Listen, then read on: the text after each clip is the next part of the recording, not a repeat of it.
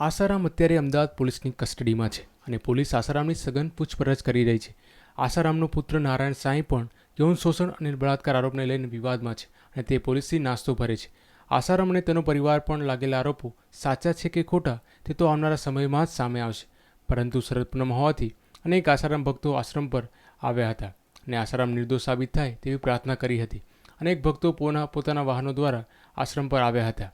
ત્યારે મધ્યપ્રદેશના ભાજપના જાંબુઆ જિલ્લાના રાનાપુરના યુવા મોરચાના મહામંત્રીની કાર ત્યાં જોવા મળી હતી. એક તરફ મધ્યપ્રદેશમાં ચૂંટણી નજીક છે ત્યારે ભાજપના મહામંત્રીની આસારામ આશ્રમમાં ઉપસ્થિતિ ઘણું બધું કહી જાય છે. એક તરફ ગુજરાત સરકાર અને ગુજરાત પોલીસ આસારામ પર સકંજો કસી રહી છે ત્યારે મધ્યપ્રદેશના ભાજપના મહામંત્રીની કાર આસારામ આશ્રમ પર જોવા મળતા આશ્ચર્ય સર્જાયું હતું.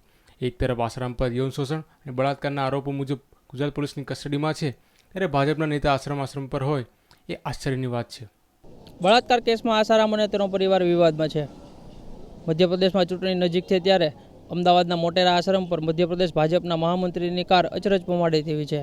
કેમેરામેન ગુરુબક્ષ સંધુ સાથે કશ્યપ જોશી, ન્યૂઝ ઓનલાઈન, અમદાવાદ.